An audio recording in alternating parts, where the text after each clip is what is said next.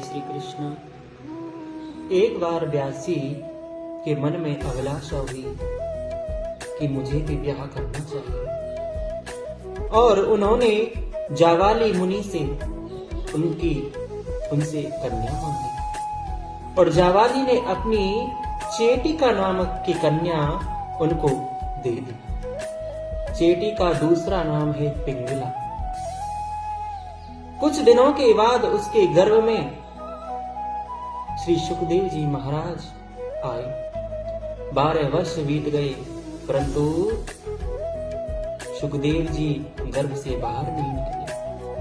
सुखदेव जी की बुद्धि बड़ी प्रखर थी। उन्होंने सारे वेद, वेदांग, पुराण, धर्मशास्त्र और मोक्ष शास्त्रों का गर्भ के अंदर ही श्रवण कर लिया और उनका अभ्यास कर लिया। वहां यदि पाठ करने में कोई भूल होती तो सुखदेव जी गर्भ में ही डांट देते। इधर माता को भी गर्भ में बढ़ाने से बड़ी पीड़ा हो रही थी। यह सब देखकर व्यास जी बड़े विस्मित हुए। ये बाहर क्यों नहीं आ रहे? उन्होंने गर्भस्थ बालक से पूछा, तुम कौन हो? सुखदेव जी ने कहा, जो 84 लाख योनियों बताई गई हैं उन सब में मैं घूम चुका हूं। ऐसी दशा में क्या बताऊं कि मैं कौन हूं? सुखदेव जी ने जब ऐसा कहा तब व्यास जी ने कहा, तो तुम बाहर क्यों नहीं आते? सुखदेव जी कह रहे हैं कि भयंकर संसार में भटकते भटकते मुझे बड़ा वैराग्य हो गया है। मैं बहुत भटक चुका हूं, पर मैं जानता हूं गर्भ से बाहर आते ही वैष्णवी माया के स्पर्श से मेरा सारा ज्ञान वैराग्य हवा हो जाएगा। सारा समस्त ज्ञान मेरा शून्य हो जाएगा और फिर मुझे संसार चक्र में फंस जाना पड़ेगा। अतः मेरा विचार इस बार गर्भ से बाहर निकलने का नहीं, गर्भ में रहकर ही योगा अभ्यास में तत्पर हो मोक्ष सिद्धि करने का है। अंत में वेद व्यास जी के वैष्णवी माया के स्पर्श न करने का आश्वासन दिया और कहा, तुम गर्भ से आ जाओ, मैं तुमसे वादा करता हूं कि तुम्हें वैष्णवी जो माया है वो तुम्हें स्पर्श नहीं कर पाएगी, तुम बाहर आ जाओ। पर तुरंत ही बन के लिए, जैसे ही गर्भ से बाहर आए सुखदेव जी महाराज और तुरंत बन के लिए चलने लगे। कियम प्रवजंत मनुपेत मपेत कृत्यम द्वैपायनो विरह कातर आजुहावा पुत्रेति तन्मे तया तरवो विनेदुस्तम सर्वभूत हृदयं मुनिमानतोस्मि। अभी उनका उपनयन संस्कार भी नहीं हुआ और वन के लिए चल दिए। यह देख वेद व्यास जी बोले, बेटा रुको, घर में ठहरो बेटा, मैं तुम्हारा जात कर्म आदि संस्कार तो कर दूं।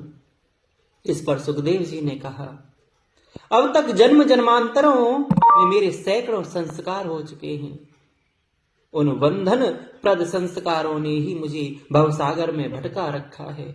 मैं संस्कार करवाना नहीं चाहता, अतएव मुझे उनसे कोई प्रयोजन नहीं है, उनका मुझे कोई लाभ नहीं है।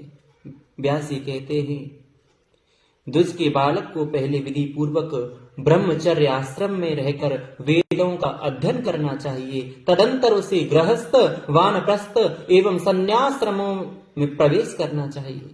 इसके बाद ही वह मोक्ष प्राप्त कर सकता है और इसके बाद ही मोक्ष प्राप्त होता है, अन्यथा पतन अवश्य भावी है। सुखदेव जी कह रहे हैं, यदि ब्रह्मचर्य से मोक्ष होता तो नपुंसकों को वह सदा ही प्राप्त रहता होगा, पर ऐसा नहीं दिखता कि ब्रह्मचर्य से ही मोक्ष मिले, नहीं। और यदि गृहस्थाश्रम मोक्ष का सहायक हो तब तो संपूर्ण जगत ही मुक्त हो जाए, क्योंकि संपूर्ण जगत गृहस्थ आश्रम में ही तो फंसा हुआ है। और यदि वानप्रस्थियों को मोक्ष होने लगे तब तो सभी मृग पहले से ही मुक्त हो जाएंगे, क्योंकि सारे मृग वन में ही तो रहते हैं। यदि आपके विचार से सन्यास धर्म का पालन करने वाले को मोक्ष अवश्य मिलता हो, तब तो दरिद्रों को पहले मोक्ष मिलना चाहिए, क्योंकि उनसे ज्यादा सन्यास किसी का हो नहीं सकता, जिनके पास धन नहीं है। व्यासदेव जी कह रहे हैं कि मनु का कहना है कि सदगृहस्थों के लिए लोक परलोक दोनों ही सुखद होते हैं। गृहस्थ का समन्वयात्मक संग्रह सनातन सुखदायक होता है। सुखदेव कह रहे हैं संभव है दैव योग से कभी आग भी शीत उत्पन्न कर सके? क्या अग्नि कभी शीतलता प्रदान कर सकती है? चंद्रमा से ताप निकलने लग जाए पर परग्रह से कोई सुखी हो जाए, यह तो त्रिकाल में भी संभव नहीं है, यह असंभव है पिताश्री। व्यास कह रहे हैं कि बड़े पुण्यों से मनुष्य का शरीर मिलता है।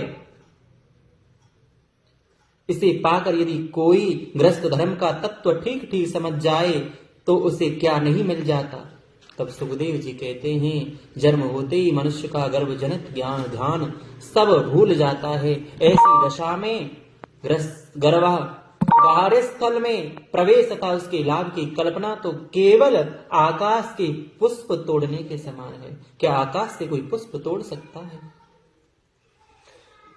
व्यास जी कहते हैं मनुष्य का पुत्र हो या गधे का, जब वह धूल में लिपटा चंचल गति से चलता और तोतली वाणी बोलता है, तब उसका शब्द लोगों के लिए अपार आनंदप्रद होता है।